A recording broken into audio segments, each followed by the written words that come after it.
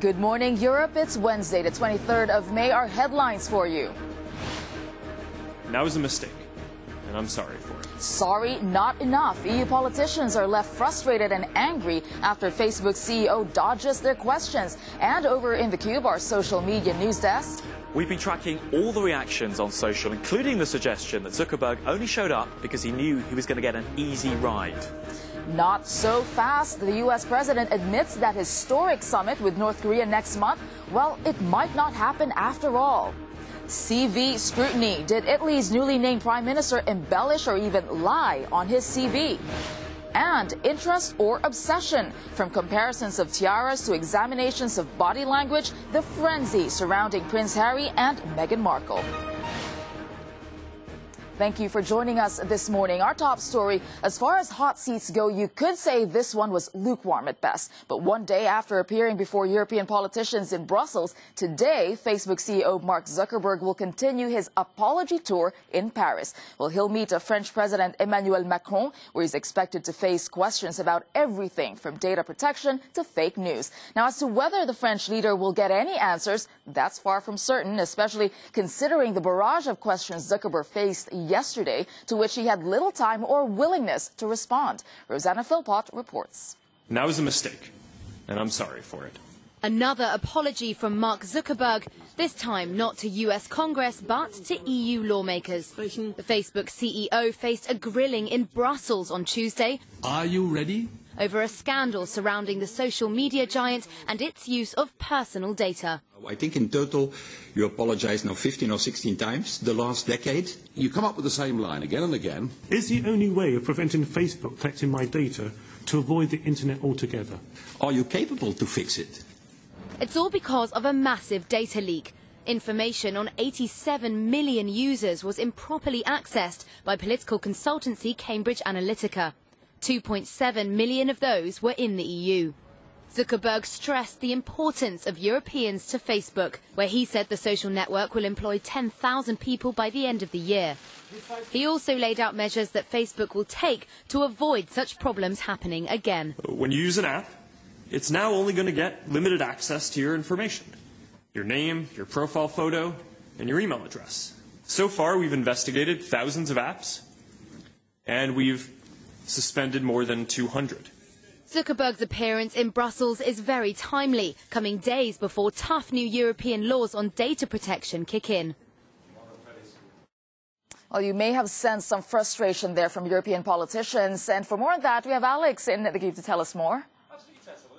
Originally was due to be held closed doors. Then it was put on the web, and we in the Cube, we keep across everything that's going on online. So we were closely monitoring this, and there was a lot of anticipation, which really was greeted with the suggestion this was the grilling that really wasn't, and that annoyed even those who were there. Listen to this. I mean, I asked you 6 yes and no questions. I got not a single answer. And of course, well, you asked for this format, well, for a reason. Okay, I'll make sure we follow up and get you answers to those. He's going to follow up and give us answers. Well, people off the bat straight away were annoyed and confused about that format. Let's just bring up this tweet from Brigitte Sippel, MEP, German MEP, calling this format a slap in the face for EU citizens. If you watched it, you would have noticed that the questions were grouped and then the answers came after. That meant Zuckerberg was speaking for roughly half the amount of time of those asking him questions. And she was saying this allowed him to give global statements at the end, avoiding any real difficult questions. Sibyl was watching on Euronews' Facebook page, watching the live stream. And she said that, look, even if you wanted to answer the questions, how can any human being remember all the details, lodge it to the end and then answer it satisfactorily? Then there's that suggestion that, you know, the US Congress had the right format, the wrong questions. The EU Parliament here having the wrong format and the right questions. So it looks like Zuckerberg's dodging a grilling in every instance. Did you watch it? Were you across it? Do you think he avoided the questions? You can let us know your thoughts on any story at any time using #TheCube. Indeed, there were some visibly angry politicians there. Thank you, Alex.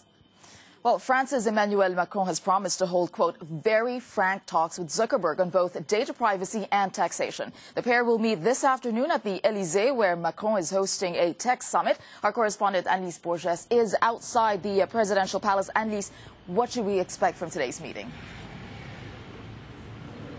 Well, this will be a meeting among two men who have a lot in common, Mark Zuckerberg and Emmanuel Macron. are disruptors. They believe technology can revolutionize the way we live. And this is what this conference here at the Élysée Palace will be all about. It's called Tech for Good. And Emmanuel Macron invited some 60 actors of the tech world to come here to the French presidential palace and discuss ways of improving several sectors such as education, healthcare, creating jobs. And he will be meeting the CEOs of Microsoft, IBM and Uber. But the French president will be spending some 20 minutes with each one of these men and 1 hour with Mark Zuckerberg. And of course that suggests that both men have a lot to talk about. Officials within Macron's team say that this will be a frank, direct conversation and that Emmanuel Macron won't shy away from some delicate topics such as taxes, but also privacy and, of course, fake news and hate speech. Whether or not Emmanuel Macron will be better at listening and letting Zuckerberg speak, well, that's another question.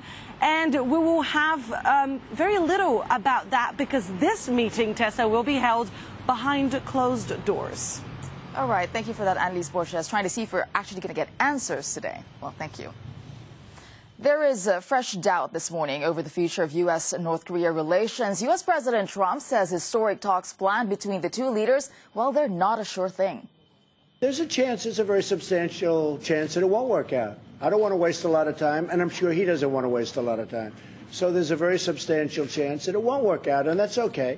That doesn't mean it won't work out over a period of time, but it may not work out for June 12th. But there's a good chance that we'll have the meeting.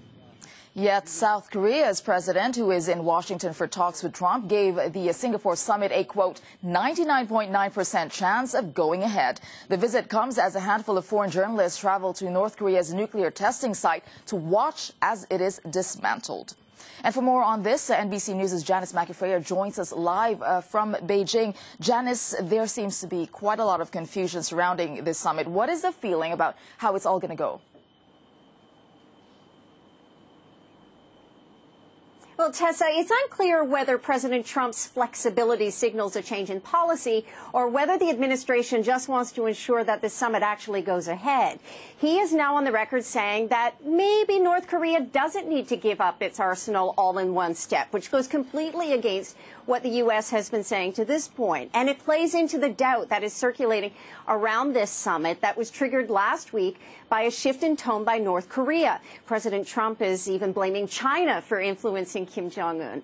But North Korea has publicly pointed to the comments made by National Security Advisor John Bolton, who suggested that North Korea would have to give up its entire arsenal in any deal. This, of course, is not going to happen, they said. And analysts agree that North Korea has actually been really consistent in its messaging, that it was the Trump administration that either twisted words or misinterpreted and then set unrealistic expectations for the summit. So will the meeting go ahead? It probably will. President Trump and Kim Jong-un are now both heavily invested, and perhaps what has happened over the past week has recalibrated expectations. North Korea is still expected to go ahead with closing its nuclear site sometime within the next couple of days. It'll depend on the weather. South Korean journalists have now joined other foreign journalists in North Korea, but there will not be any experts among them. They were not invited to witness it, likely because many say that dismantling the site will actually destroy evidence of North Korea's capabilities. Tessa? All right, thanks for that. Janice McIfreyer live in Beijing. Thanks. To Paris now. Clashes erupted yesterday as dozens of masked young people hijacked an authorized trade union march protesting President Macron's controversial labor reforms. Well, police repeatedly charged, used tear gas and bludgeons to isolate the interlopers from the official protest, which was suspended until the situation calmed. The man who could be Italy's next prime minister is facing accusations that he lied on his CV. The law professor Giuseppe Conte was nominated by populist parties, the Five-Star Movement and the League, but he's now come under fire for claiming that he, quote, perfected his legal studies, end quote, at New York University, as well as a short research stints at the Sorbonne in Paris in 2000 and Yale University in 1992. A spokesperson for New York University told Euronews that while Mr. Conte did spend time time there, he had no, quote, official status as a student of the institution. Now, for more on this, I'm joined from Rome by correspondent Claudio Lavanga. Claudio, how serious are these allegations? Well, let me put it this way, Tessa. If you're applying for a job and you're found that you've exaggerated your academic achievement, that will not go down well with any employer. And if the employer in this case is the government of Italy and the job is that of Prime Minister, then of course these allegations are really serious. Now, let's take a look. This is the CV of Giuseppe Conte. It is a 12 pages long document in which he says that he advanced and perfected his studies at very prestigious universities across the globe, including Yale, Cambridge, La Sorbonne, New York University, and many more. But did he? Now, I spoke to New York University myself yesterday, and they did say, as you mentioned in the intro, that he had no official status as a student or as a faculty, but they did allow him to use the library of the university between 2008 and 2014 for his own research. Does that qualify as perfecting and advancing studies at NYU? Well, barely. Now, the Five-Star Movement, of course, the movement that proposed him as a candidate for Prime Minister, justified itself by saying that he never claimed that he attended a course at NYU. Okay, but if that's the case, then why did he put it up there on the curriculum vitae on the second page and made it look like and boasted about it as if he studied there? And most importantly, it raises another question. Will President Sergio Mattarella, who's got the last say on who the Prime Minister or who becomes Prime Minister, accept as a candidate someone with zero experience in politics and who seemed to have at least sexed up his curriculum vitae, Tessa? All right, thank you for that. Claudio Lavanga following the story there. The race is on to protect a geothermal power plant near Hawaii's Kilauea volcano. Molten lava has flowed onto the site and is just a few hundred meters from the plant's wells, sparking fears of a toxic gas reaction. Miguel Almaguer reports from the Big Island in Hawaii. The unstoppable force redefining this landscape is tonight on a collision course with a geothermal power plant, already destroying a warehouse. Explosive fissures, shooting fountains of lava and fireballs into the sky, are now creeping closer to where toxic gases are stored. Workers scrambling to shut down 3 underground wells. A lot of people are really freaking out. After another explosion at Kilauea's crater, ash and volcanic smog are drifting. Lays, when magma cascades into the water, creates a toxic haze that can drift 15 miles. Meanwhile, the only man injured by a lava bomb while sitting on his porch is sharing his story for the first time. Threw me against the wall. It was like the worst impact I've ever had in my life. I mean, just so much force. Tonight, Kilauea turning part of this tropical paradise into hell on Earth. Miguel Almaguer there. And still to come on Good Morning Europe, Steve Bannon is back in Europe, boosting the anti-immigration cause at a summit of populist leaders. Our correspondent is live in Budapest, and Saudi women will soon be allowed to drive. But campaigning for their rights can land you in jail. The Cube has more on the latest arrests. And first, here's a look at your weather.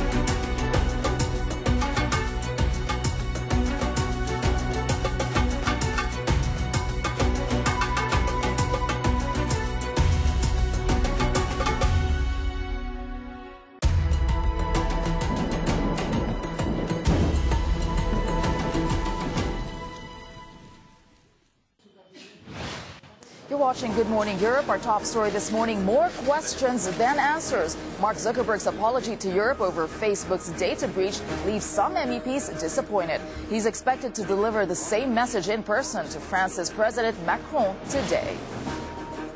The fate of the former Catalan president Carles Puigdemont is being battled out in the courts in Germany. Prosecutors there say they're preparing an application to extradite him to Spain on charges linked to his role in Catalonia's bid for independence.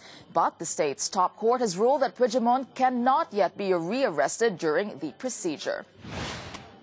Palestinian officials have asked the International Criminal Court to look into alleged human rights abuse in cases from 2014 and including last week's deaths during protests in Gaza. Israel responded to the request by calling it a, quote, cynical step that is legally invalid. A Catholic archbishop in Australia convicted of concealing child sex abuse by a priest says he will step down from his duties. Philip Wilson is the most senior Catholic in the world to be convicted. He now faces up to 2 years in prison.